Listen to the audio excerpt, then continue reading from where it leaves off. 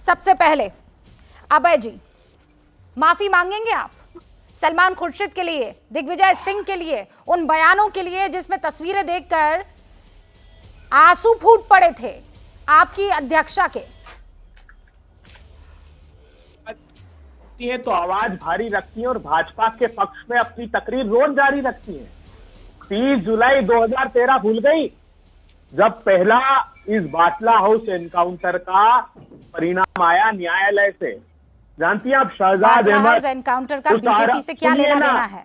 मैं खाकी वर्दी की बात कर रही हूँ, मैं इस देश से इंडियन मुजाहिदीन के आतंकियों का नाम मिटाने की बात कर रही हूँ। इसमें बीजेपी कहां से आ गया Abhay Dubey ji? No, I object, I object. आप अपने शब्दों को वापस ले लीजिए, आप अपने शब्दों को वापस ले लीजिए। मुझे कोई मतलब नहीं है किसी पार्टी से, मुझे देश से मतलब है और मैं इंडियन मुजाहिदीन के उन आतंकियों से मतलब रखती हूँ, वो जिन आतंकियों के लिए आपकी अध्यक्षा के आंसू निकल रहे थे। और देश को जानना चाहिए। मैं सुन रही हूँ, लेकिन आप अपना नैरेटिव मेरे ऊपर थोपने की कोशिश नहीं करेंगे अभय दुबे जी। नैरेटिव गलत नैरेटिव मत डिसाइड कीजिए। क्या मुझे ये बताइए, जज साहब ने नहीं कहा? अच्छा, क्या 10 साल बाद पहला ये आया निर्णय? 30 जुलाई 2013 को जो मुख्य आरोपी था उसको न्यायालय ने कहा कि प्रोसिक्यूशन ने इतने पुख्ता प्रमाण रखे हैं कि 30 जुलाई 2013 को शहजाद अहमद को उम्र की सजा सुनाई है, पूरी उम्र वो जेल में रहेगा। एक बात। दूसरी बात मैं ये कहना चाहता हूं बहुत प्रामाणिकता से कि हमने अपने शीर्षस्थ नेतृत्व को आतंकवाद में खोया है। हमसे बड़ा आतंकवाद को जानने वाला और कोई नहीं होता। उसके लिए भारतीय जनता पार्टी से पूछिए, भारतीय जनता पार्टी उसके लिए हाथ जोड़कर सर झुकाकर मैं आपका थैंक यू कर देती हूँ, ठीक है? कि आतंकवाद पर आपके शीर्ष नेतृत्व ने अपनी जान सैक्रिफाइस की है, और ये बात मुझे बताने की आपको जरूरत नहीं है। उस सैक्रिफाइस को हम दिल से सलाम करते हैं, लेकिन वो इंदिरा गांधी थी, वो राजीव गांधी थे, उनके बाद आप आइए ना। उसके बाद तो आपने सर्जिकल स्ट्राइक, उसके बाद आपके शीर्ष नेतृत्व ने क्या किया? बाटला हाउस एनकाउंटर मुझे बताइए, उसके बाद आपके शीर्ष नेतृत्व ने क्या किया? इंदिरा गांधी और राजीव गांधी को आप इस वक्त हटा दीजिए। मुझे आप बताइए सोनिया गांधी की बात, मुझे आप बताइए प्रियंका गांधी की बात, मुझे बताइए राहुल गांधी की बात। तो पूरा सुनिए। मैं पूरा सुन रही हूँ। आप कह रहे हैं उम्र कैद की सजा हुई, तो क्यों दिग्विजय सिंह इसे फेक एनकाउंटर कह रहे थे? सर आप माफी मांगिए। पुलिस के संयुक्त आयुक्त करनाल सिंह 22 फरवरी 2009 वो क्या लिखते हैं अपनी किताब में कि तत्कालीन प्रधानमंत्री मनमोहन सिंह जी ने पुलिस मुख्यालय में सार्वजनिक रूप से बाटला हाउस एनकाउंटर के लिए मेरी भूरी भूरी प्रशंसा की और कहा कि देश के हित में तो फिर आपने सलमान खुर्शीद के उस बयान को दरकिनार क्यों नहीं किया? आपने सिरे से उसे खारिज क्यों नहीं किया? आपने सलमान खुर्शीद से माफी क्यों नहीं मंगवाई? आपने रूबिका जी, मैं उत्तर देना चाहता हूँ। रूबिका जी, मैं एक बात बताइए ना मुझे, आतंकियों के खिलाफ मैं कह रही हूँ बुरी बुरी प्रशंसा आप बंद कमरों में करेंगे और सलमान खुर्शीद की पीठ जग जाहिर करके थपथपाएंगे, और फिर आप कहेंगे कि मैं यहाँ पर बैठकर किसी एक पार्टी का पक्ष ले रही हूँ। 845 रुपए हो गई ना, उस पर चर्चा नहीं करना प्रेम शुक्ला जी, सुनिए, मुझे मत बताइए। पेट्रोल पर चर्चा करने वाली रूबिका लियाकत अभी यहाँ हुंकार के इस कार्यक्रम में बैठी है आपके सामने। रविशंकर मैंने किया है और फक्र से कह रही हूँ, आप मुझे इस पर ज्ञान नहीं देंगे। संगीत रागी जवाब देना चाह रहे हैं। मुकुल राय, शुभेंदु अधिकारी, सोवेंट चटर्जी, हेमंत बिस्वा शर्मा, रूबिका जी, अभय जी जरा मैं बोल लूं। अभय जी प्लीज, अभय जी मैंने सुना आपको, थोड़ा सा मुझे सुन लीजिए। उस पर चर्चा अभय जी प्लीज, संगीत रागी जी से पूछिए। ये तो गलत बात है अभय जी, आपने उत्तर दिया। एक सवाल अभय जी, ये तो गलत बात है अभय जी, मुझे उत्तर देने दीजिए जरा सा।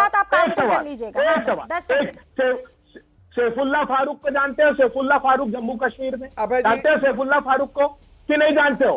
उसने पंडित का कत्लेआम किया, उसको आपने टिकट दिया वार्ड नंबर 33, दुर्दांत आतंकवादी देश का वार्ड नंबर 33 कश्मीर से उसको टिकट दिया आपने। आप उसको जानते हो कि नहीं जानते? जेनू शेख तो जानते हो? बांग्लादेश का घुसपैठ किया, मेरा ये समय खा रहे हैं, उस पर जवाब दे दो। आखिरी जवाब देंगे, उस पर भी जवाब। अभय जी रुक जाइए, अभय जी रुक जाइए। आज आपकी बौखलाहट दिख रही है, जज साहिब के कल के फैसले के बाद मुझे पता था इसी तरीके की बौखलाहट दिखेगी, क्योंकि आप कहाँ वहां मुंह छुपाते फिरेंगे सर, दिक्कत है ना। अब रुक जाइए अभय जी, अब रुकिए, बाकी 4 और मेहमान। मैं झूठ नहीं बोलती हूँ, मैं हक का साथ देती हूँ, सच का साथ देती हूँ और फक्र के साथ देती हूँ। के आधार पर ये कोई रविशंकर प्रसाद जी ने कोर्ट में ओके सर, अब सुन लीजिए रागी जी, अभय जी, जो कांग्रेस की सरकार ने प्रमाण दिए थे, उसका फैसला है रूबिका जी। मैं क्या करूं, अभी उन तस्वीरों का आपको हवाला दूं, क्या आप भी भावुक हो जाएंगे? वो बटला एनकाउंटर की तस्वीर आपको भी दिखाऊं, है तथ्यों को सत्य उन आतंकवादियों के मारे जाने की तस्वीर आपको भी दिखाऊं, तो फिर आप चुप हो जाएंगे? रुकिए संगीत रागी, अभय जी नहीं, अब मैं नहीं सुनूंगी, अभय जी अब नहीं सुनूंगी, संगीत रागी। रूबिका जी, कांग्रेस के प्रवक्ता श्रीमती सोनिया गांधी जी के वक्तव्य और सलमान खुर्शीद के वक्तव्य, इन तीनों के साथ 2 निष्कर्ष बहुत साफ है। कांग्रेस गांधी जी के सर प्लीज जरा देखिए, ये गलत बात है, कोई वक्तव्य नहीं दिया उन्होंने, सिर्फ तरीका नहीं है जी, ठीक है, उन्होंने वक्तव्य नहीं दिया, ये सभ्य तरीका नहीं है। ओके, मैं ठीक कर देती हूँ, आप रुक जाइए अभय जी, रागी जी। सब ये तरीका नहीं है, ये तरीका नहीं। मैं आपका उत्तर दे, मैंने आपको इतनी गंभीरता से सुना, आप भी मेरी थोड़ी सी गंभीरता से सुन लीजिए। देखिए, इससे 2 चीजें बहुत साफ है। कांग्रेस का उस समय का नेतृत्व और गांधी परिवार राजनीति के लिए, राजनीतिक लाभ के लिए अपने सरकार को भी कटघरे में खड़ा कर रही है। सरकार उसका कह रहा था, उसका गृह मंत्री, प्लीज अब बेहूदगी मत कीजिए, अब आप बदतमीजी और असभ्यता मत कीजिए, ये बेहूदगी मत कीजिए, मैंने सुना है, बेहूदी बातें मत कीजिए, बेहूदी बातें मत कीजिए अभय जी। उस समय से हम आपकी बदतमीजी और असभ्यता बर्दाश्त कर रहे हैं। आप बेहूदापन बंद करें, आप बेहूदापन। अभय दुबे, तुम अपना बेहूदापन बंद करो, प्लीज सुन लीजिए, उसके बाद मैं आपको पूरा मौका दूंगी। आप अपना बेहूदापन बंद कीजिए। मैं एक सेकंड रागी साहब, रुकिए ना एक second. Abhay ji, it's a request, please sir, it's a request, personal request, सुन लीजिए, उसके बाद अपना एनकाउंटर। हाँ रागी जी, इनको बोलने की बीमारी हो गई है क्या? नहीं सर, अब अपनी बात, बाकी लोग पैनल पे मूर्ख बैठे हुए हैं, यही एक बैठे हुए हैं शरीफ आदमी।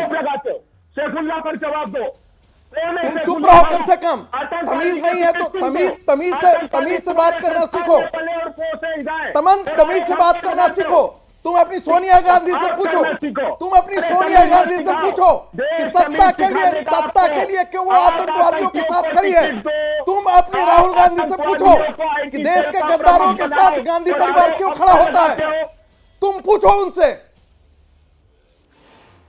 अरे आप राजनीति, मुझे पता है कांग्रेस में प्रवक्ता नहीं होते हैं, कांग्रेस में चाटुकार होते हैं, कांग्रेस में चाटुकार होते हैं। जी रुक जाइए प्लीज, मैं चाहती हूँ एक बार पूरा सबका वक्तव्य सुन लिया जाए और उसके बाद आप डिबेट कर सकते हैं। अभय जी, पूरी जनता इस वक्त आपको देख रही है, आप क्या मैसेज देना चाह रहे हैं कि चूंकि आपके पास कोई लॉजिक नहीं है तो आप सबको रोकेंगे टोकेंगे? अब रुकिए एक सेकंड, ओपनिंग रिमार्क सबका ले लूं सर, उसके बाद डिबेट। प्रेम शुक्ला जी। देखिए, अभय दुबे जी की बौखलाहट बता रही है कि बाटला हाउस एनकाउंटर के मामले में जो आंसू बहाने की कथा सलमान खुर्शीद ने बयान की थी, उन आंसुओं को बहाने वाले आतंकवाद के पक्ष में अक्सर खड़े हो जाते हैं। यह एक बार फिर प्रमाणित हुआ है। अफजल गुरु, ये तो अभी इसको ट्रायल कोर्ट ने सजा दी है, अभी नहीं। सुन लीजिए सरकार, सुन लीजिए, मैं आपकी समस्या समझ सकता हूँ, आपके पास कोई लॉजिक नहीं है, सीखने के अलावा कोई बांग्लादेश का नागरिक, बांग्लादेश का जी, मैं जी, ये तो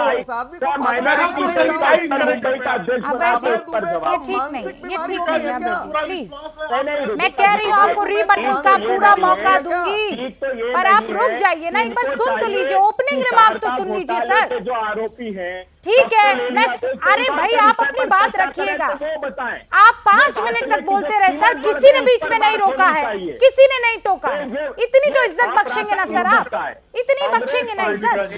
प्रेम शुक्ला जी, रूबिका जी, अभय जी, अभिव्यक्ति अभय जी, मैं फिर कह रही हूँ, मेरे शो में मैं आवाजें बंद नहीं करती हूँ, लेकिन आप मेरे इस प्रेसिडेंट को चेंज करने की कोशिश मत कीजिए प्लीज। अभय जी, देश की आवाज रूबिका जी, कीजिए। अभिव्यक्ति स्वातंत्र का दमन। अभय जी प्लीज, अभिव्यक्ति स्वातंत्र का दमन। ठीक है, मुझे पता है। नहीं, ये डिस्ट्रप्शन मुझे पसंद नहीं है सर, मुझे बिल्कुल पसंद नहीं है डिस्ट्रप्शन। अभय जी, मैं नहीं सुनूंगी आपकी बात, और मैं आपको स्क्रीन पर भी तब तक नहीं लाऊंगी जब तक आप वादा नहीं करते हैं कि आप पहले बाकियों को सुनेंगे और उसके बाद। अभय दुबे, सुनना होगा आपको और उसके बाद आप रिबटल कीजिएगा। Prem Shukla ji, 30 second sir. कांग्रेस के प्रवक्ता जी से बचाने के लिए बात हो नहीं सकती है कि कोई एंकर देखिए ये कहे कि तुम्हें नहीं लाऊंगा। के संदर्भ में शर्म आनी चाहिए अभय दुबे। नैतिकता का पाठ। रूबिका जी, मैं क्या अपनी बात रख लूं? आप अपनी बात रखिए। नैतिकता का ही मैं पाठ पढ़ाऊंगा। आप जरा ये अगर बंद हो जाएगा प्रेम शुक्ला जी, मैं बात रख पाऊंगा। देखिए, आतंकवाद पर निश्चित तौर पर कांग्रेस ने 2 अपने शीर्ष नेताओं को बलिदान करने के बाद भी जिस तरह से आतंकवाद के मुद्दे पर कांग्रेस आतंकवादियों के पक्ष में, सर्वोच्च न्यायालय के निर्णय के बाद, ट्रायल कोर्ट्स के निर्णय के बाद, सारे सबूतों और गवाहियों के बाद जिस तरह से कांग्रेस और उसके बगल बच्चे दल जिस तरह से आतंकवाद के समर्थन में खड़े हो जाते हैं, यह मानवता के लिए खतरा है। यह सिर्फ एक राष्ट्र के रूप में हमारे लिए खतरा नहीं है। यह सोच ही कि हम वोट बैंक की राजनीति के लिए, किसी को प्रसन्न करने के लिए, एक परसेप्शन है कि वोट बैंक उसका है, उसके लिए आप आतंकवाद जैसे अपराध से समझौता कर लेंगे, उसकी प्रशंसा करेंगे, उसका कवच का काम करेंगे, यह अस्वीकार्य है। ठीक है, असीम वकार साहब।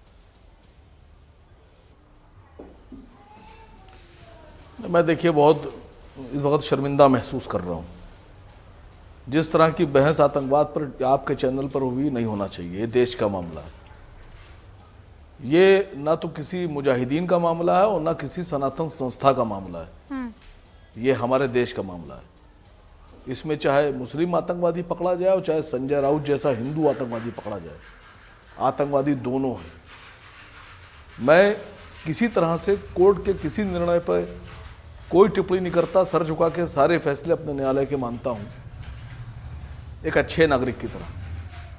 लेकिन अभय दुबे जी से कहना चाहता हूं कि अभय दुबे जी, आपकी सरकारों में जितने भी मुसलमान पकड़े गए, चाहे वो गोधरा वाले हों, चाहे बाकी और जगह के हो, कोई 20 साल बाद रिलीज किया कोर्ट से कि उनके खिलाफ सबूत नहीं है, कोई 15 साल बाद रिहा हो रहा है, कोई 12 साल बाद रिहा हो रहा है, कोई 22 साल बाद रिहा हो रहा है, और सब ये सवाल पूछ रहे हैं कि हमारे इस 20 साल का 22 साल का हर्जाना कौन देगा।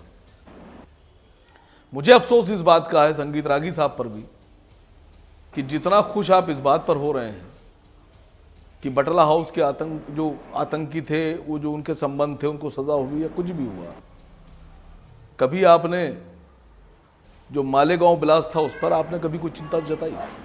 अजमेर ब्लास्ट के जो लोग थे, कभी आपने उन पर कोई बहस की? रविशंकर प्रसाद जी ने कभी उन मुसलमान जो बेकसूर पकड़े गए थे और जो रिहा किए गए, कभी आपने उन पर बात की? कभी जो सनातन संस्था के और बाकी जो हिंदू उग्रवादी जो पकड़े गए और उससे सजाएं हुई, कभी आपने उस पर बहस की?